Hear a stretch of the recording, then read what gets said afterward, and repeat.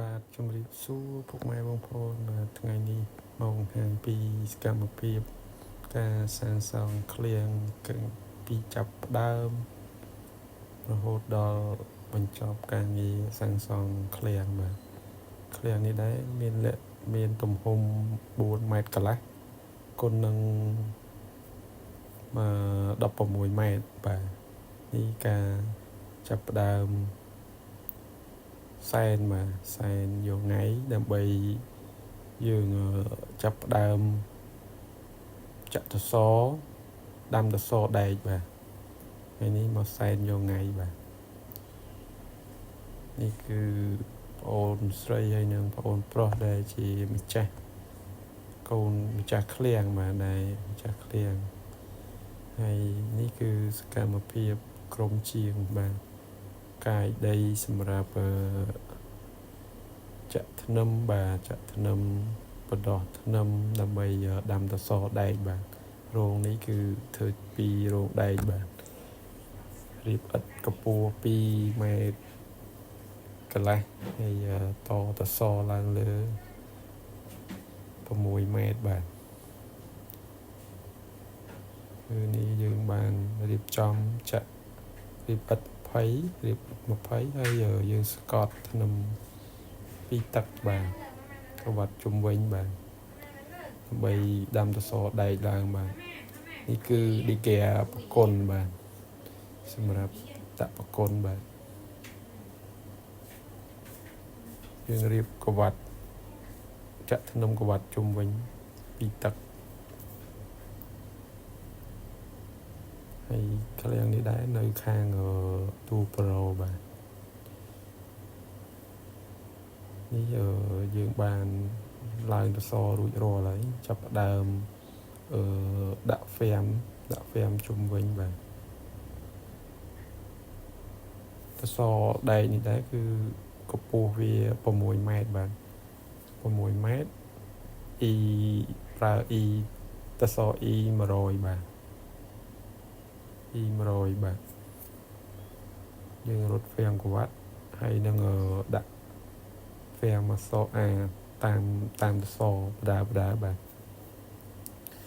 នេះគឺសកម្មភាពក្រុមជាងកំពុងតឡើងហ្វេមតាមសសរបាទយើងដាក់ហ្វេមតាមសសរហើយយើងដាក់ហ្វេមរងតាមចន្លោះសសរយើងដាក់1ម៉ែត្របាទយើងដាក់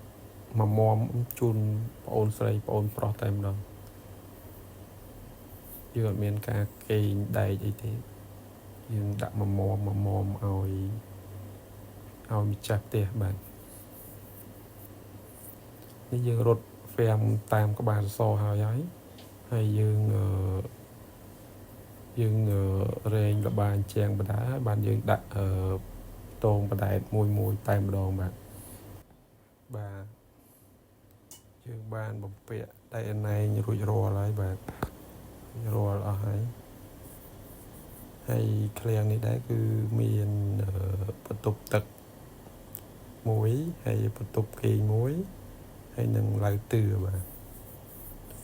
ហើយនេះគឺក្រុមការងារយើងបានបំពាក់ដែកអណែងចិត្តរួចរាល់ដែរបាទ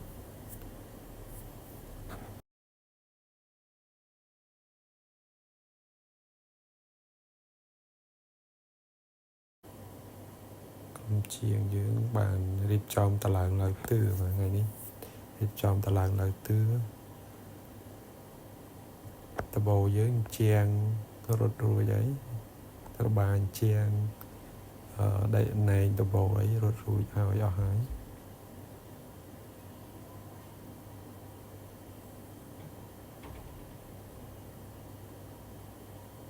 កម្មភាពនេះគឺក្រុមការងារយើងកំពុងរៀបចំពាក់ផ្ទងឡៅទឿឡៅទឿនេះមានទំហំ5ម៉ែត្រ20គុណនឹង4ម៉ែត្រកន្លះហើយឃ្លាំងនេះយើងមានក្រាក្រោបាទក្រាក្រោបាទមិនចាក់សាបទេបាទយើងក្រាក្រោបាទឲ្យមើលទៅឃើញភាពស្រស់ស្អាតបាទ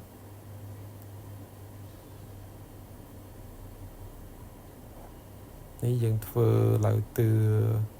ហើយអស់ហើយបានយើងចាប់ដើមរៀបឥដ្ឋជុំវិញបាទឥដ្ឋយើងគឺឡើងកម្ពស់2ម៉ែត្រកន្លះ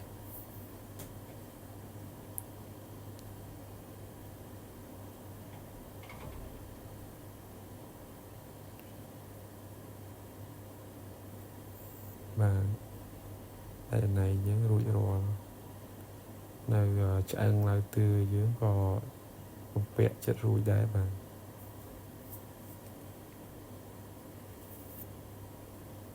ហើយមាន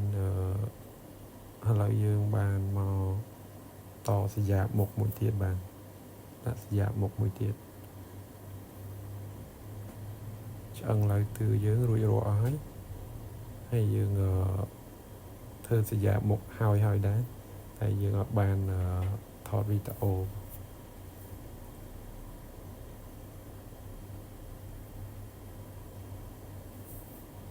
បាទនេះសញ្ញានេះចេញមកពីទូឃ្លាំងមកចូល4ម៉ែត្រជាងបាទរួចរាល់សញ្ញាហើយអស់ដែរហើយនៅតែរៀបឥដ្ឋបាទរៀបឥដ្ឋជុំវិញបាទរៀបឥដ្ឋជុំវិញ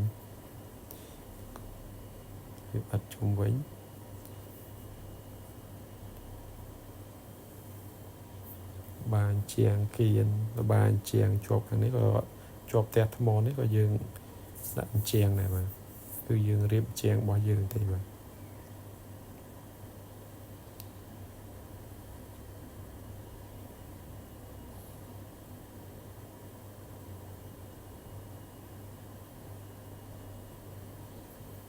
បន្ទប់គេងយើងនៅក្រោមឡើងទឿនឹងតែម្ដងបំពាក់ឆ្អឹងរួចរាល់ហើយអស់ហើយបាទនៅឆ្អឹងជាប់ផ្ទះថ្មមួយទៀតបាទជាងនៅជាប់ផ្ទះថ្មហ្នឹងក៏យើងរៀបឥដ្ឋឡើងកម្ពស់2ម៉ែត្រកន្លះហើយដាក់ជាងស័ង្កសីដែរបាទ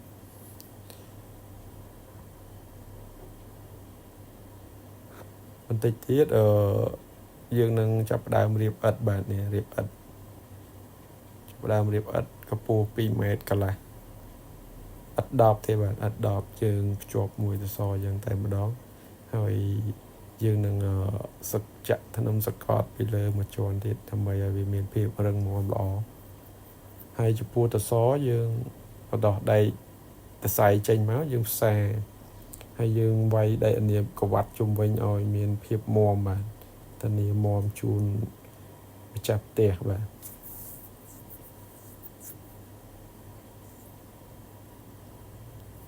ក្រុមជាងសំណង់ចាប់ផ្ដើមសម្រុកការងាររៀបឥដ្ឋហើយបាទចិត្តរួចរាល់ដែរឥដ្ឋនេះបាទកម្ពស់ពីក្រោមទៅដល់ជើងជាងស័ង្កសីចូល2ម៉ែត្រកន្លះបាទយើងគិតពីធ្នឹមក្រោមទៅបាទ2ម៉ែត្រកន្លះរៀបឥដ្ឋហើយជាងស័ង្កសីយើងក៏បាំងហើយយើងចាប់ផ្ដើមប្រក់បដើបាទ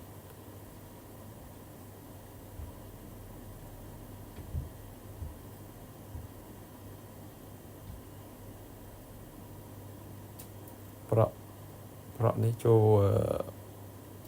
2ថ្ងៃបានយើងប្រក់ហើយបានដំបូលនេះបាទទាំងដាក់តោទាំងអីនេះបាទយើងប្រើភ្លីព្រំកាច់កោងស័ង្កសីយកធ្វើព្រំវាអត់លិចទឹកល្អអត់ជ្រាបទឹកតាមព្រំពេលដែលភ្លៀងខ្លាំងឬខ្យល់អីមកវាអត់ជ្រាបទឹកទេនេះយើងបានប្រក់រួចរាល់ហើយយើងនៅការងារក្រៅឡើងទឿហើយនេះយើងចាប់ផ្ដើមដាក់ទ្វារខាងមុខរៀបចំដាក់ទ្វារលម៉ូខាងមុខសយ៉ាបហើយនឹងជាងដបូលលើយើងបានប្រក់រួចរាល់ហើយយើងនៅដាក់ស័ង្កសីដាក់ទ្វារលម៉ូហើយនឹងក្រាក្តារឡើងទឿហើយនឹងរៀបឥដ្ឋ ជាប់ទ្វេលម៉ូនេះកន្លះម៉ែត្រសងខាងដើម្បីមើលទៅវាគេហៅទំនប់ជាងតាក់លុយបាទមុខលុយអាហ្នឹងគេហៅមុខលុយបាទកន្លះម៉ែត្ររៀបកន្លះម៉ែត្រជាប់ទ្វេលម៉ូហ្នឹងទៅដល់កម្ពស់លើ3ម៉ែត្រ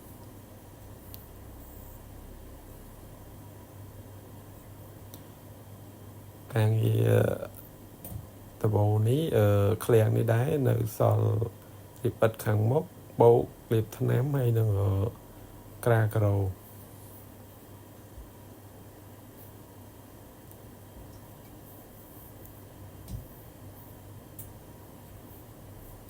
នេះក្រុមជាងយើងកំពុងចាប់ផ្អប់ទ្វេលម៉ូហើយជាងសងខាងនេះនឹងប្រហែលជាស្អែកយើងចាប់ផ្ដើមរៀប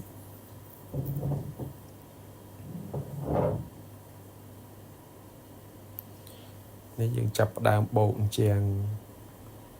សងខាងấyទ្វារយើងដាក់រួចហើយយើងចាប់ផ្ដើមមកបោកជាងនឹងធ្វើប្រកាន់ដៃឡៅទឿ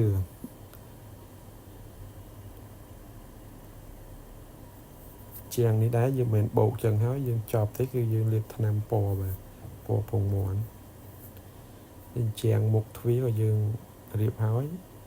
យើងចាប់ផ្ដើមបោកហើយតាមតសមួយគឺយើងចាប់ជ្រុងឲ្យឃើញស្អាតដូចតសថ្មទៅមើលទៅមានភាពទាក់ទាញស្អាតបាទ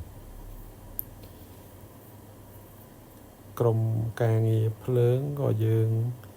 រៀបចំពពាក់ខ្សែភ្លើងរួចរាល់ដែរនៅតែចាប់អំពូលទេបាទ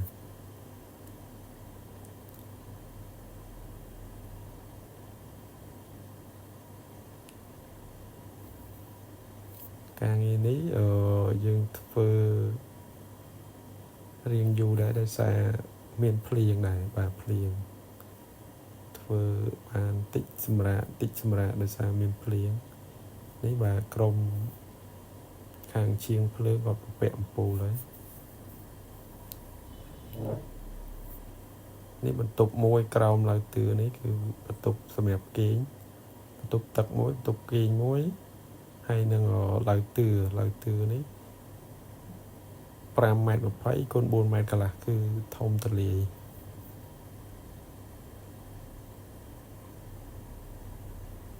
បាទជាងតែយើងដាក់នៅមុខទ្វារកន្លះម៉ែត្រហ្នឹងរួចរាល់ហើយយើងរៀបហើយយើងការ៉ូអីយើងអាចរៀបបានខ្លះហើយថ្នាំជាងក៏យើងរុញបានខ្លះដែរ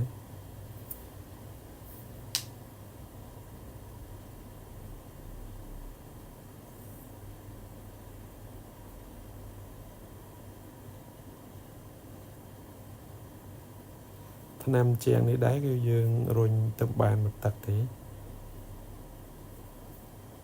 យើងរុញតិចទៀតឲ្យស្មើស្អាតបាទពណ៌វាអត់ចឹងទេនេះគឺយើងទៅរុញតែមកទឹកទេ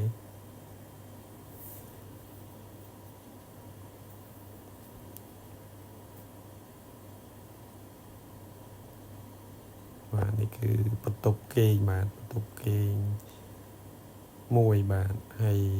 បន្ទប់ទឹកមួយហើយឡៅទឿខាងលើយើងអាចសម្រាប់លើឡៅទឿបានដែរមានពិដានចាប់ពិដានបាទនេះគឺយើងរុញជាងមួយទឹកទៀតបាទគឺពណ៌ពងមាន់ដិតស្អាតបាទស្អាតហើយការ៉ូនេះដែរយើងរៀបការ៉ូហើយយើងមានជ្រីជើងជាងមួយទឹកទៀតដើម្បីមើលទៅវាស្រស់ស្អាតនេះគឺក្រុមការងារយើងគឺចិត្តបានបញ្ចប់ការងារចាប់ផ្ដើមសម្អាតប្រអួចសម្អាត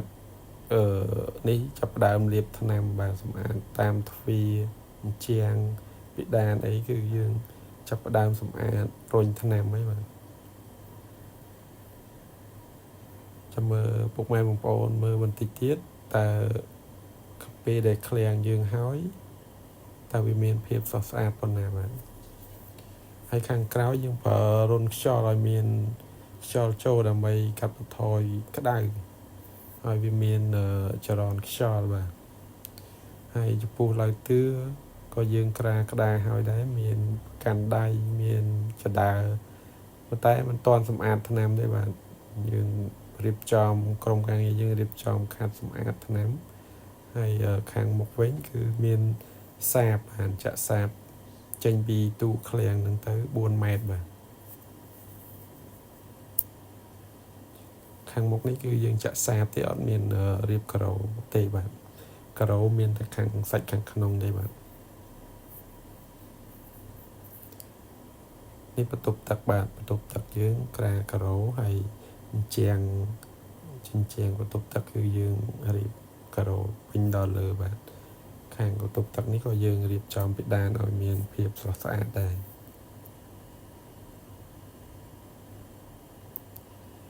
ថ្នាំយើងរុញរួចរាល់ថ្នាំជញ្ជាំងគឺពណ៌ពងមាន់បាទពូសាបខាងមុខក៏យើងបានចាប់ដើមសាបរួចរាល់ដែរការ៉ូយើងក្រាហើយអស់ហើយគឺចាប់ដើមសម្អាតរងបាទរងយើងប៊ីហើយយើងត្រូវសម្អាតបាទចាប់ដើមសម្អាតឃ្លាំងហើយការងារឡើយទឿប្រកាន់ដៃប្អួចគឺយើងសម្អាតថ្នាំរួចរាល់ហើយ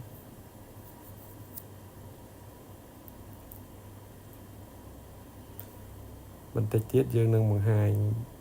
ការងារឃ្លាំងដែលយើងសម្អាតរួចរាល់អស់ 100% បាទ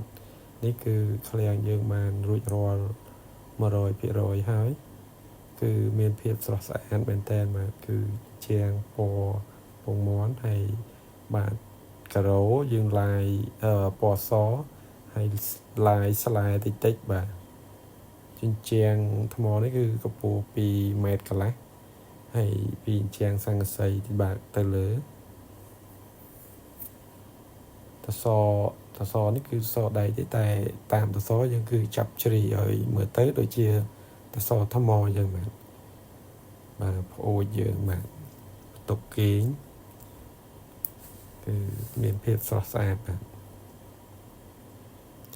ឃ្លាំងនេះបានរួចរាល់ 100% ហើយបាទយើងបានបកលជូនប្អូនស្រីហើយនិងប្អូនប្រុសដែលជាម្ចាស់ឃ្លាំងនេះរួចរាល់ហើយបាទបានបកលជូនហើយបាទមួយរយៈនេះរវល់ពេកអត់បានធ្វើជាវីដេអូបង្ហាញបាទយើងដៃហើយនឹងសម្រាប់ដាក់ចកែនហ្គេមមួយបាទហើយចំពោះក្នុងបន្ទប់ទឹកយើងមានឡាបូលាងដៃការឈូកហើយនឹងចានប្រគុណបាទមានពិដានបន្ទប់ទឹកទៀតបាទបន្ទប់ទឹកគឺដាក់ពិដានឲ្យមានភាពស្រស់ស្អាត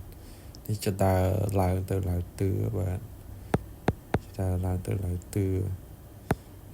មានទំហំ5.20 ម៉ែត្រគុណនឹង4ម៉ែត្រកន្លះមានប្រកាន់ដៃមួយជុំបាទជុំវិញចដើរហើយប្រកាន់ដៃខាងមុខបាទធំទលាយបាទហើយទឿនេះគឺធំទលាយបាទគឺឃ្លាំងនេះដែរយើងធ្វើទៅឲ្យស្លាកខាងមុខមើលទៅមានភាពស្រស់ស្អាតបាទគឺមានភាពស្រស់ស្អាតមែនតើបាទអរគុណច្រើនពុកម៉ែបងប្អូនដែលតាមដានវីដេអូរបស់ខ្ញុំបាទអរគុណច្រើនជម្រាបលា